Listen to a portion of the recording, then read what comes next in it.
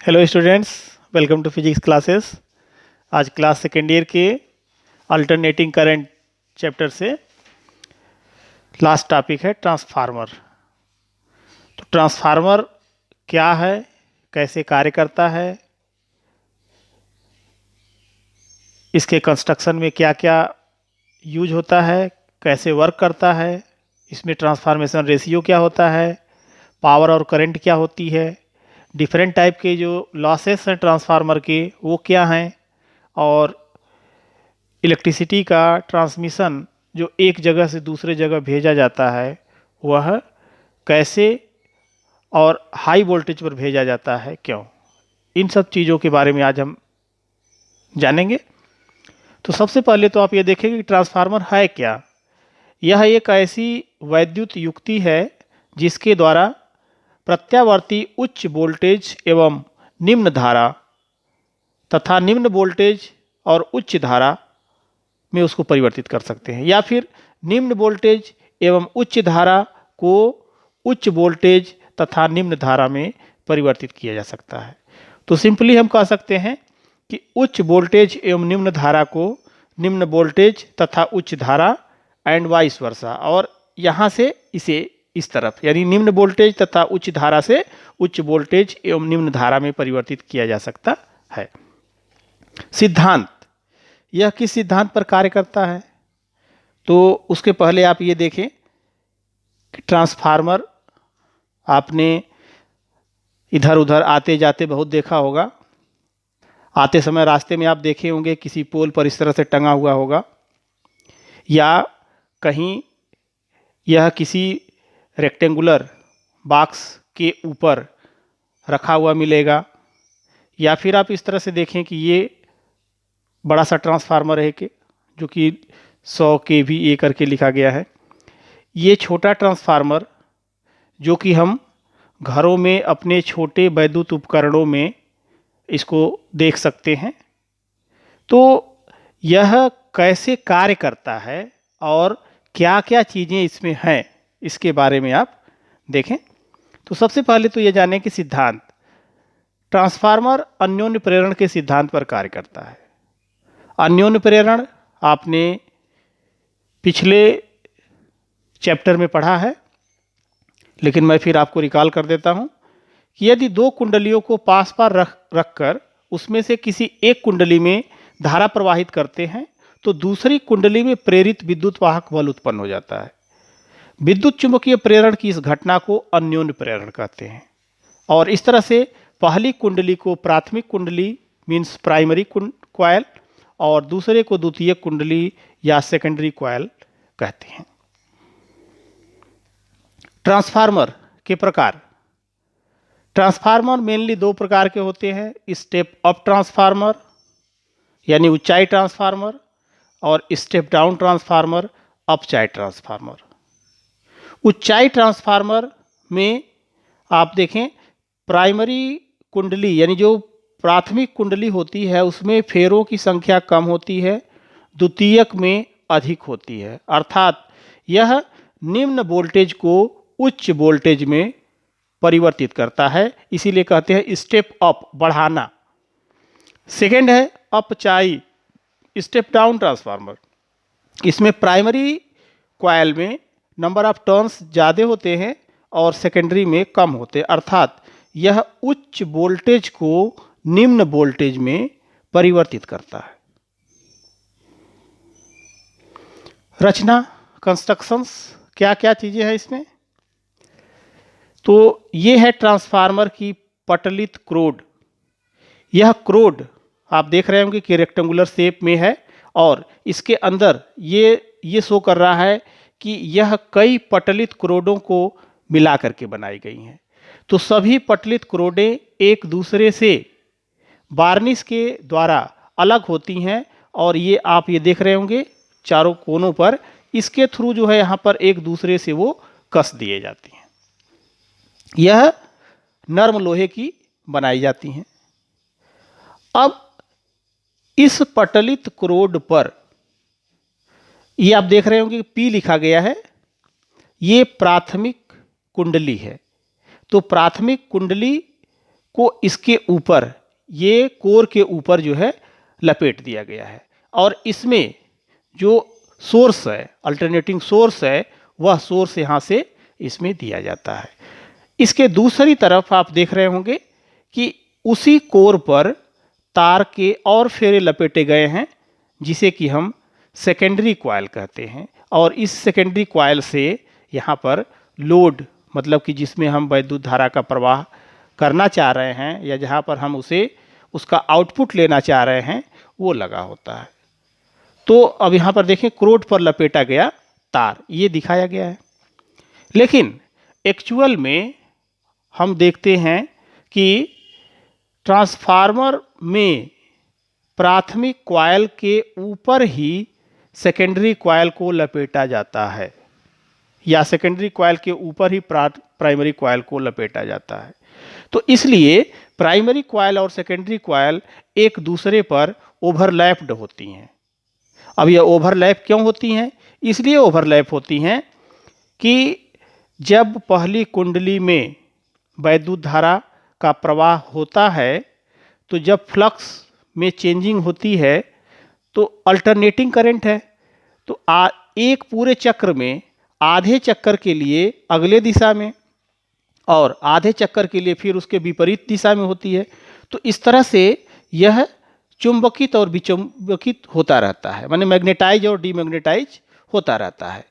तो यह इसी के ऊपर इसीलिए लपेटा जाता है ताकि फ्लक्स में जो परिवर्तन है वह जितना प्राइमरी में हो रहा है उतना ही सेकेंडरी में भी हो। नर्म लोहे की पत्तियों को एक के ऊपर रखकर पटलित क्रोड बनाया जाता है, जो वार्निश के माध्यम से एक दूसरे से पृथक होती हैं, जिससे भंवर धारा का उत्पन्न होना कम हो जाता है। क्रोड के ऊपर तांबे के तारों के अनेकों फेरों को लपेटकर दो अलग अलग कुंडलियां बनाई जाती हैं, जो प्राथमिक और द्वितीयक कुंडली कहलाती हैं। प्राथमिक और द्वितीयक कुंडली में फेरों की संख्या अलग अलग होती है, जो ट्रांसफार्मर की प्रकृति पर निर्भर करती है। अर्थात ट्रांसफार्मर स्टेप अप होगा या ट्रांसफार्मर स्टेप डाउन, तो इस पर डिपेंड करता है कि उसके प्राइमरी कॉइल में नंबर ऑफ टर्न्स ज़्यादा होंगे कि सेकेंडरी में होंगे। जिस कुंडली में फेरों की संख्या कम होती है वह तांबे के मोटे तारों से, और जिसमें फेरों की संख्या अधिक होती है वह तांबे के पतले तारों से बनाई जाती है। तो मोस्टली ट्रांसफार्मर की जो कॉइल की जो बाइंडिंग है यह तांबे के तार की बनाई जाती है, लेकिन यह कभी कभी एल्युमिनियम के तार भी प्रयोग में यहाँ पर लाए जाते हैं। तो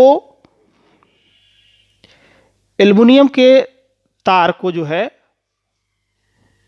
कॉपर की तुलना में अच्छा चालक कंपैरेटिवली नहीं माना जाता है, इसीलिए मोस्टली इसे कॉपर वायर ही यूज किया जाता है, और इंसुलेटेड कॉपर वायर होता है, मतलब कि कॉपर के तार के ऊपर इंसुलेशन होता है, ताकि जब वह एक दूसरे के ऊपर लपेटे जाए तो एक दूसरे को प्रॉपरली वो टच न करे। एक्चुअल में कैसे कार्य करता है?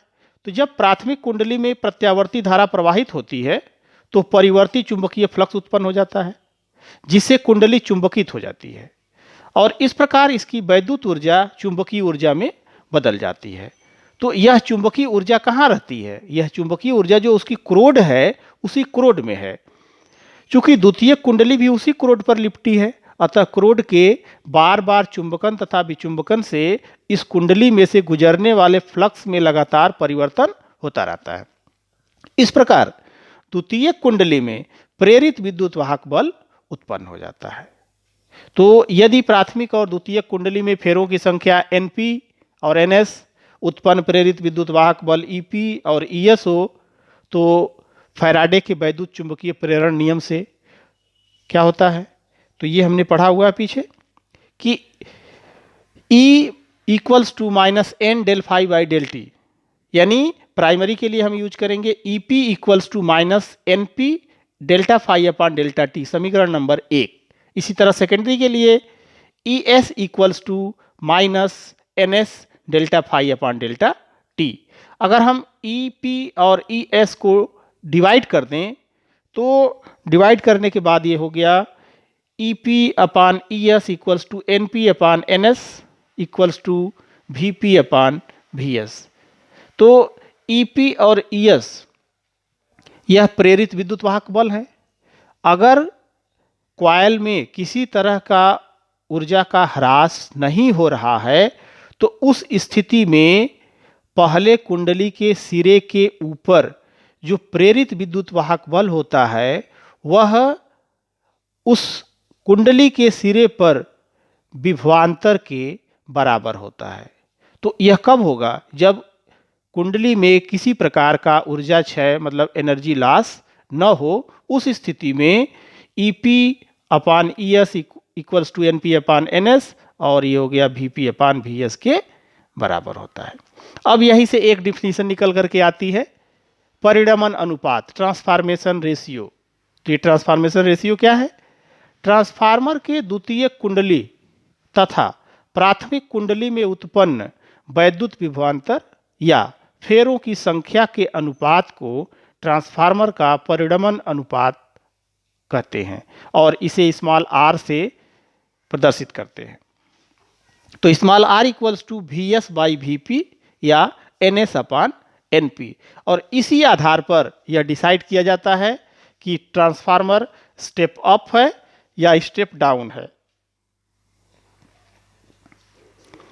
तो अगर transformation ratio R is greater than 1, R is greater than 1, तो ये हो गया कि NS is greater than NP, NS is greater than NP, अर्थात द्वितीयक कुंडली में फेरों की संख्या अधिक होगी और प्राइमरी में कम होगी। जैसा कि आप देखें ये प्राइमरी कॉइल है, अगर हम कॉइल को गिनते हैं तो 1 2 3 4 5 है इसमें, लेकिन यहाँ देखें तो 1 2 3 4 5 6 7 8 9 10 11, तो कुंडली की संख्या यहाँ पर अधिक है, अर्थात प्राइमरी कॉइल में कम और सेकेंडरी में अधिक। तो यह होगा उच्चाई ट्रांसफार्मर यानी स्टेप अप ट्रांसफार्मर। इसका परिणमन अनुपात ट्रांसफॉर्मेशन रेशियो 1 से बड़ा होगा। इसी तरह से R इज लेस देन 1, तो ये स्टेप डाउन होगा और इस स्थिति में NS is less than NP, अर्थात प्राइमरी कॉइल में नंबर ऑफ टर्न्स यानी फेरों की संख्या अधिक होगी और सेकेंडरी में कम होगी। तो जो NS अपान NP निकालेंगे तो यह वैल्यू हो जाएगी 1 से कम। तो इस स्थिति में परिणमन अनुपात 1 से कम होता है। ट्रांसफार्मर में धारा एवं शक्ति। तो प्राथमिक और द्वितीयक कुंडली में फेरों की संख्या NP और NS, उत्पन्न विभवांतर VP और VS, धारा IP और IS है। तो अगर ऊर्जा का ह्रास न हो तो क्या होगा? आइडियल कंडीशन में द्वितीयक कुंडली में जो शक्ति होगी वह प्राथमिक कुंडली में शक्ति के बराबर होगी। तो द्वितीयक कुंडली में जो शक्ति होगी, जो फार्मूला है P equals to V into I, उस फार्मूले से VS into IS equals to primary के लिए VP इंटू IP। अब यहाँ से IS upon IP equals to हो जाएगा VP अपान VS। और इस तरह से यह वैल्यू आ जाती है NS अपान NP के और ये हो जाएगा R। तो इस तरह परिणमन अनुपात जो है वह NS अपान NP के बराबर होगा। ट्रांसफार्मर की दक्षता ईटा, निर्गत शक्ति और निवेशी शक्ति का जो अनुपात होता है, निर्गत शक्ति और निवेशी शक्ति का जो अनुपात होता है वह ट्रांसफार्मर की दक्षता कहलाता है। और अगर इसे प्रतिशत में कहें तो P इनपुट अपान P आउटपुट और इंटू 100 से मल्टीप्लाई कर देंगे। तो ट्रांसफार्मर की दक्षता कभी भी 100% नहीं हो सकती है। यह 100% कब होती है? जब इसकी स्थिति ऐसी हो कि इसमें किसी तरह का कोई ऊर्जा का ह्रास न हो, लेकिन यह संभव नहीं है। ट्रांसफार्मर में होने वाली ऊर्जा की हानियां, क्या क्या हानियां होती हैं? तो सबसे पहला तो ये है कि कॉपर लॉस या एल्युमिनियम लॉस भी कहा जाता है, क्योंकि कॉपर की जगह पर कहीं कहीं एल्युमिनियम भी यूज किए जाते हैं, तो मोस्टली इसको कॉपर लॉस बोलते हैं। तो तांबे के तारों से जो कुंडलियां बनी होती हैं, वह कुंडलियां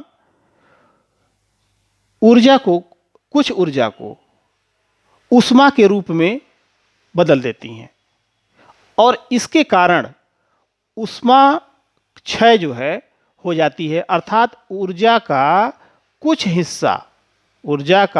हिस्सा ऊष्मा क्षय में परिवर्तित हो जाता है, यानी ऊष्मा में बदल जाता है।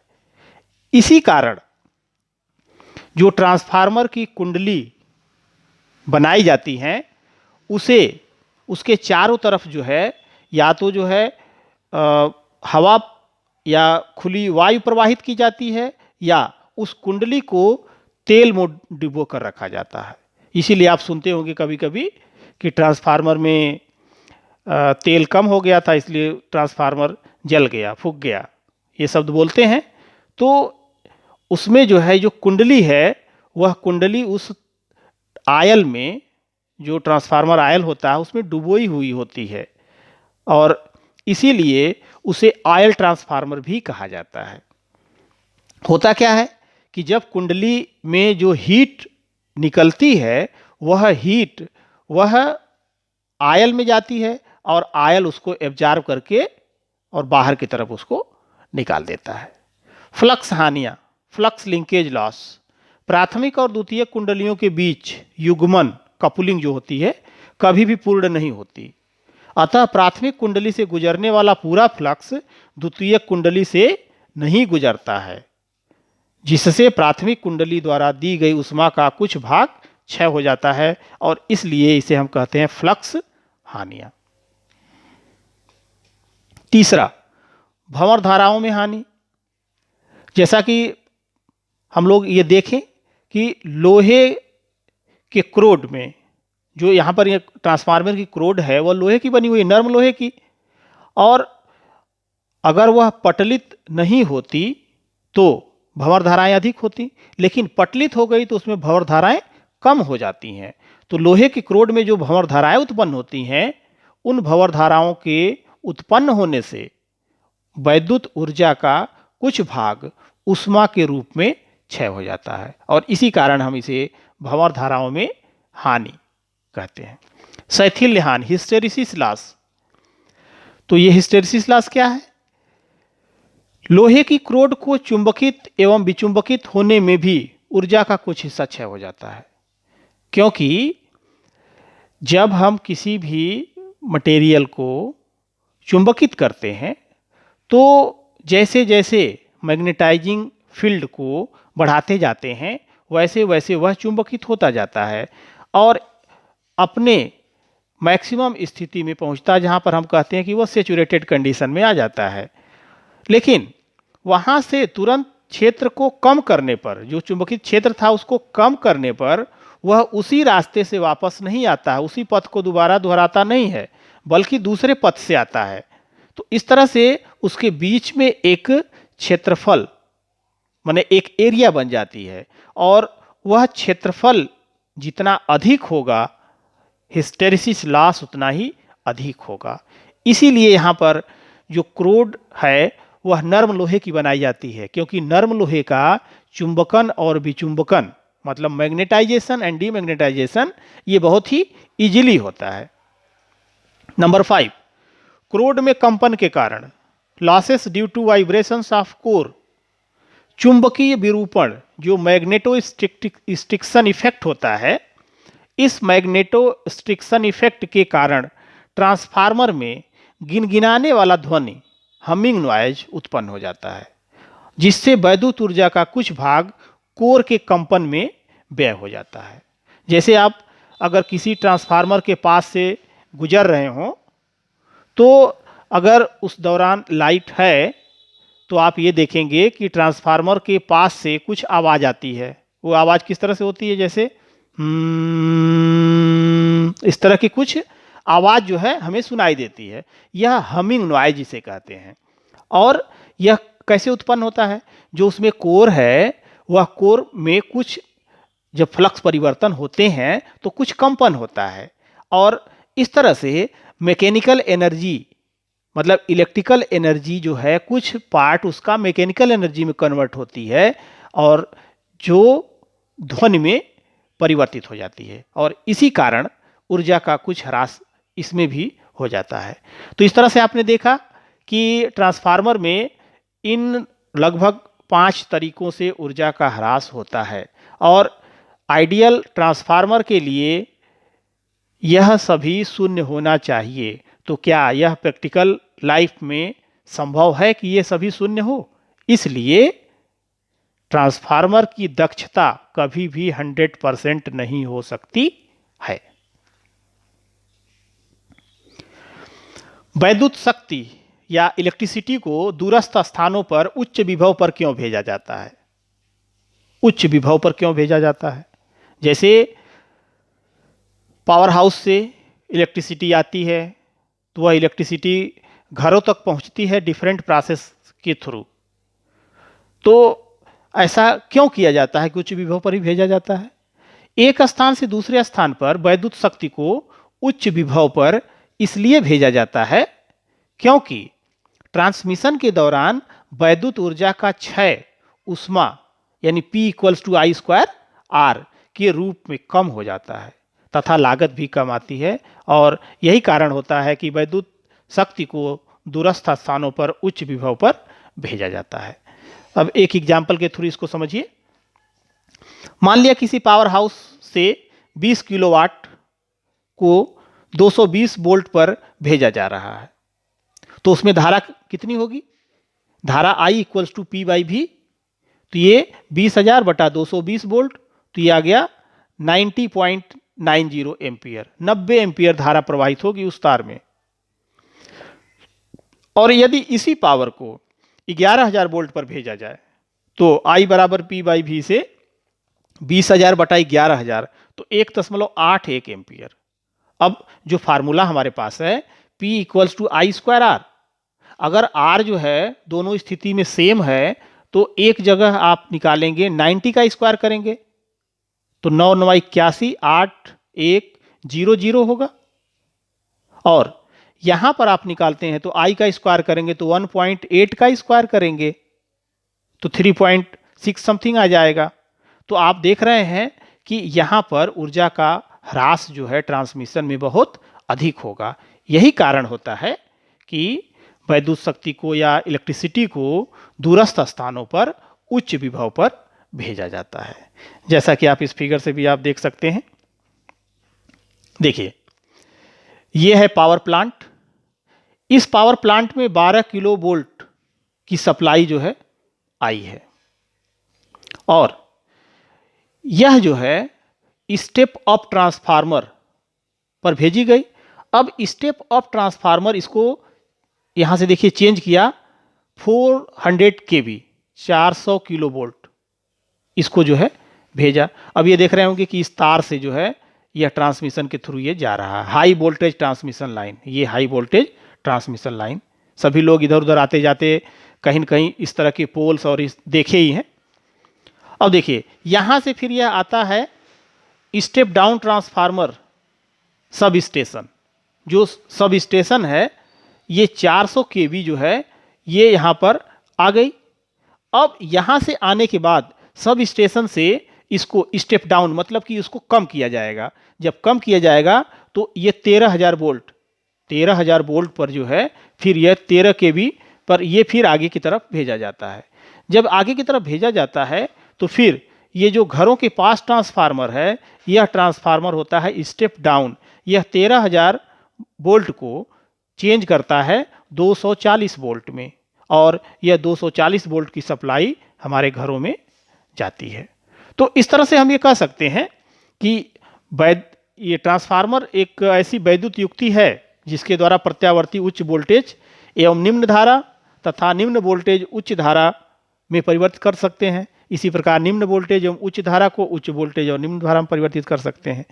तो ट्रांसफार्मर यह ऊर्जा का या इलेक्ट्रिसिटी का उत्पादक नहीं है, सिर्फ यह उच्च विभव को निम्न में और निम्न विभव को उच्च विभव में परिवर्तित कर सकता है। तो इस तरह से अल्टरनेटिंग करंट और डीसी, एसी और डीसी में कुछ अंतर भी हैं। एसी करंट तार के सतह पर बहती है और डीसी करंट तार के मध्य में बहती है।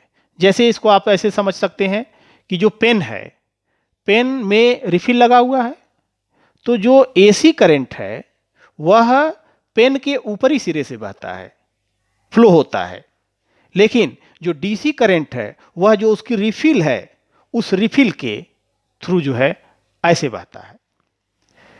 एसी करंट डीसी की तुलना में ज़्यादा खतरनाक होती है, इसलिए कि इसकी जो पीक वैल्यू है, जैसे 220 वोल्ट की सप्लाई है, 220 वोल्ट की सप्लाई अगर हम डीसी भेजते हैं तो वह 220 वोल्ट ही रहेगा, लेकिन अगर एसी है तो वह √2 टाइम्स इंक्रीज हो जाता है, अर्थात 220 गुणे √2, √2 का मतलब हो गया 1.414, और जब इसमें गुणा कर देते हैं तो ये हो जाता है ±311, अर्थात 220 वोल्ट की सप्लाई का वोल्टेज कितना हो गया, 311 प्लस 311 माइनस, अर्थात ये अल्टरनेटिंग है इसलिए प्लस माइनस रखा गया है, तो ±311 वोल्ट। और एसी इसलिए डेंजरस है कि यह सतह पर बहती है। सतह पर जब बहती है तो अगर हम छूते हैं उसको तो सबसे पहले सतह पर ही छुएंगे, तो एसी करंट डेंजरस होती है। एसी डीसी से कुछ मामले में अच्छी भी है, इसके कुछ मेरिट भी हैं। जैसे ट्रांसमिशन में एक जगह से दूसरे जगह भेजने के लिए एसी करंट को भेजने में जो लागत है वह कम हो आती है, लेकिन अगर डीसी करंट को भेजना हो तो लागत अधिक आती है।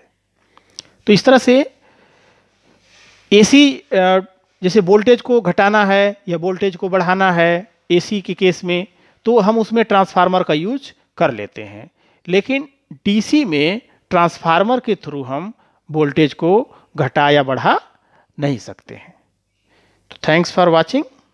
अगर चैनल पर आप नए हैं तो चैनल को सब्सक्राइब कर लें और वीडियो को लाइक और शेयर करें।